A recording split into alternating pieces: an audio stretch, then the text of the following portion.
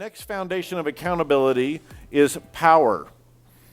People need power if they are going to step up their level of commitment, if you want to see their accountability and ownership rise. Because when people feel powerless, they don't feel responsible for the outcome, so they don't demonstrate any accountability in pursuing them. That means that your job is to empower them. In the way that we said encourage was to fill them with courage, well, empowering them is to give them power, to fill them with power. Now, I know that I'm picking a provocative word here, particularly in ministry context. For some reason, when we talk about power, sometimes it gives people pause. What we mean by power in this case is they need to have leverage on the outcomes, the ability to influence the outcome, to make a difference, if you will. Because when people don't feel like they can actually impact the outcomes, they can't make a difference, then they don't really step up and act particularly committed or accountable in pursuing them. Let me give you a sort of silly example. Let me make a confession. This is daunting to do on camera and in front of all of you, but here's my confession. I am not as diligent or as consistent as I should be about recycling. I know, I've lost some of your respect right there. Now, bear with me here, because again, it's a silly example, but here's the deal. I know that if I'm recycling, if I'm a better steward of those sorts of things, people tell me that I can affect the world's condition. You know, sometimes I even hear things about global warming and things like that, and if I were to recycle, I could improve that. Now, here's the problem. I don't really feel like my little decision about what I do with my water bottle later today could really change the planet's experience. Now, I know I've just unleashed the hound. Some of you are going to catch me at the next break and convince me otherwise. But you get where I'm going here? It's the fact that I feel too small, too ineffective, and impotent in the face of this big mission, this goal or outcome. I don't feel like I can change that, so it affects my level of commitment in doing so. Similarly, if the people that you lead on your team and your organization don't feel like they have the power they need to do what they're called to do, you're going to find that they don't act very accountable. They have a low level of commitment. Now, interestingly enough, this isn't like a complicated idea, and I find that most leaders can grasp this idea very quickly, but the surprising thing is that even knowing this, leaders don't really empower their people like they need to. They're not in the business of giving people power like they need to. In fact, more often, they steal the power from the people that they lead. They leave the people that they're looking for to step up and to have greater commitment with not enough power to do so. And I think this is because many leaders don't understand how to think about power. They still think like they did when they were doers. So let me draw a distinction between what it is to be a doer and to be a leader, or what I call something called the doing dilemma, okay? Now, you're going to understand very quickly what I mean by these terms. When I talk about being a doer, this is going to resonate with you quickly, because many of you are leaders in some form or fashion now, but it's likely that at one time or another, you were a great doer. I mean, you had mad skills in something, and your ability to exercise those helped distinguish you from other people. I mean, in fact, it may be the very reason that you got the opportunity to step up into a position of leadership, right? But now that you're in a position of leadership, you may have had this experience where you discovered that some of those go-to skills that you had, those doer habits and dispositions that distinguished you at one point, now that you're in the position of leadership, you know, they don't seem to serve you as well. In fact, sometimes they feel like they're even liabilities and harm your ability to lead well. That's because doers and leaders have to behave very differently and specifically think very differently about power. They have very different dispositions towards power. Let me unpack this for you so it becomes a little more visible to you, okay? If I were to diagram what it takes to be a great doer, it might look something like this. We've got a doer here, and we've got some sort of task, some mountain to be climbed, right? And the doer is distinguished, in this case, by his focus on the summit, the task to be completed. The doer sees the task at hand and is willing to do whatever it takes. He rolls up his sleeves, she digs in, and she focuses like a laser beam on that outcome and tries to achieve it, right? That's what a good doer looks like. But a good leader doesn't have that same perspective. In fact, a great leader doesn't just focus on the summit or the mountain to be climbed. The good leader realizes that there's a different element in the midst of this, where you see the great doer focusing here on the outcome. A great leader looks like this, okay? They don't just focus on the outcome because there's a new element here. It's these people. Okay, this is your team. These are the people that you work with, the people that you lead, right? And if the leader continues to focus on the outcome like a laser beam, even though these people are involved, it's not going to be too long before, this group of people seems just like impediments. They seem like unnecessary complications. They keep getting in your way. They're slowing your roll as you're trying to get the job done, and there are these other people involved. If this is your focus, you've got problems as a leader, specifically because you're not going to be able to share power.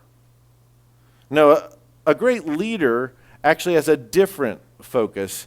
They focus instead on the people, on their team, because look, great doers are distinguished by their direct impact on outcomes.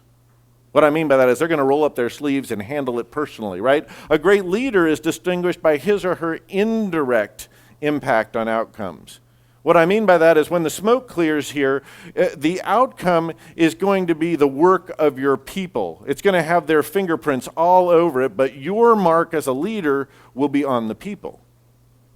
Now, that means you have to change the way you think about things, to think about power differently, because if I summarized it here, a doer has that direct impact, which means they're focusing on taking control and building their own skills, of taking greater responsibility themselves, exerting influence, and when things get tough, they're going to elevate their own personal engagement, right?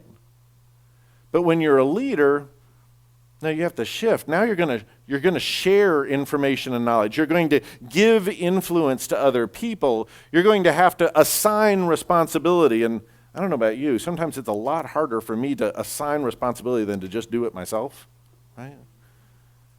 This flips the script on what we think of leadership, right? And this means that I have to think differently about how I manage power. I had kind of a gut check moment not too long ago in this situation in my own life. I was leading a team at the university, and my entire division was about to make a really important report. This was a report that was going to go to all the trustees and all the leaders. I mean, this was a really big deal. And on the afternoon, before the morning when we were going to give this report, we discovered a mistake.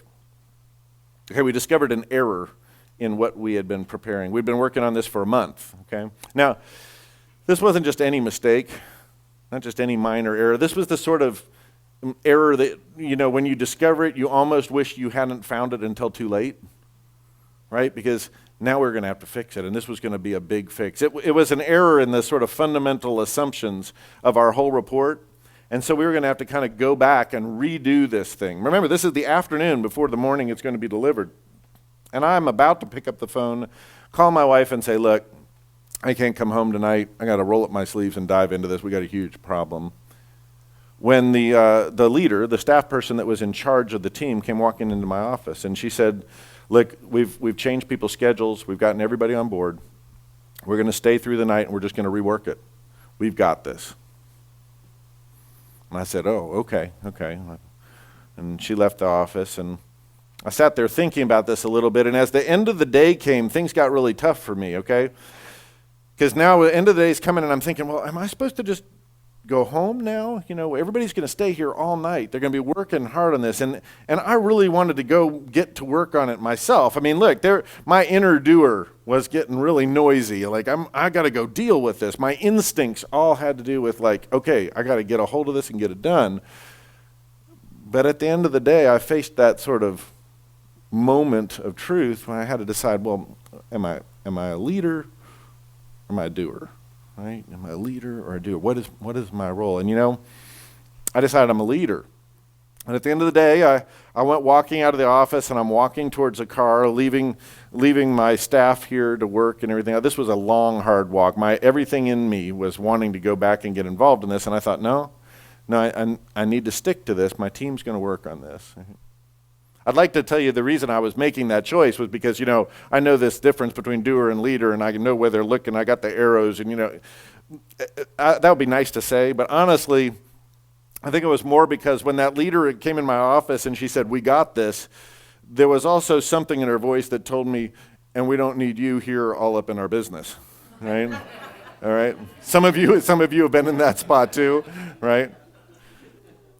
But for whatever reason, I thought, okay, I'm going to go home. So I got in the car and I drove home, leaving my team to work there. And I'm saying this to illustrate to you the difference between being a doer and a leader. And I know right now some of you are really troubled because you're thinking to yourself, what a loser, right? He just left his team there, right? Or you're thinking to yourself, look, Andrew, that doesn't sound right. I mean, I'm a leader. Aren't I supposed to model for my people what this high level of commitment and accountability looks like? And my answer to you is absolutely. You need to model that. But here's the key. The way you demonstrate high levels of commitment and accountability as a leader is different than the way that you do it as a doer. Because, look, sometimes if you want your team to step up and take care of business, then you need to step back and take care of them. That's the shift that you need to make. Because if you roll up your sleeves and get busy, if you grab a hold of this personally, well, you're inadvertently going to be stealing the power from the people who need it most. You're doing things that feel good to you and your inner doer, but they're actually damaging the commitment of your team. And here's the ironic thing, is that as you see the level of commitment in your team drop, if you're not careful and you don't change your perspective, it's only going to lead you to work harder yourself and cause the situation to get even worse. Remember this, leaders have a different perspective on power than doers. Let me go back to my story here. I went home at the end of the day. It was really hard for me to do. And to be totally honest, I did not stay there. All right, I came back. Okay, I came back at about 12:30, 1 o'clock in the morning, and I was carrying the largest stack of pizzas I could carry. Okay, now this was a really important contribution on my part. I came into the office, and it was everything I could do not to get involved, and help them with the details of things. And I thought, wait, no. That's not my job. I need to take care of them. I need to equip them specifically. I need to empower them so that they can get the job done. And so, I spent some time handing out slices of pizza and patting backs and trying to be encouraging and those sorts of things. I probably spent 45 minutes, maybe an hour there. And then I went home again. I went to bed. Next morning, I came into the office, and it was pretty rough. Okay, the aftermath was there were people draped on the furniture, some sleeping, some not, but the report was done, right? And when I looked, these were some really fatigued people, but they were also sort of standing tall in all the right ways, right?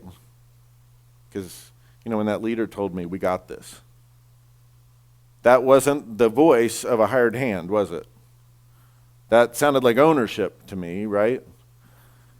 And the best thing that I could do was fuel that, to encourage that, to give her power, not actually usurp that by deciding that I need to get in there myself. I need to make choices. I need to touch it myself. I need to back up and say, look, it's my team that needs to be powerful, not me. Does that make sense? Now, look, I know it's not as simple as this. I know as some of you are listening to me, you're thinking, wow, that would be nice, but I don't have the luxury of either being a doer or a leader, right? You wear both hats. Rarely do I bump into somebody that has the luxury of saying, I don't have anything that I have to do personally. I just supervise people, right? Usually we say, do all that stuff, and here, add some supervision on top of it, right?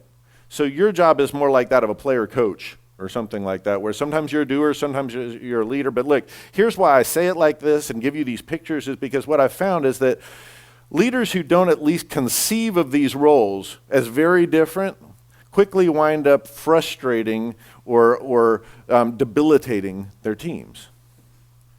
Because you have to recognize what role you're in and what you're doing, and This also means that your first move as a leader that wants to keep your people powerful is not to touch or grab the results, the outcome yourself. It's to hold back and think, wait a minute, how do I touch these people and prepare them to deliver the results? That takes a lot of courage on your part as well.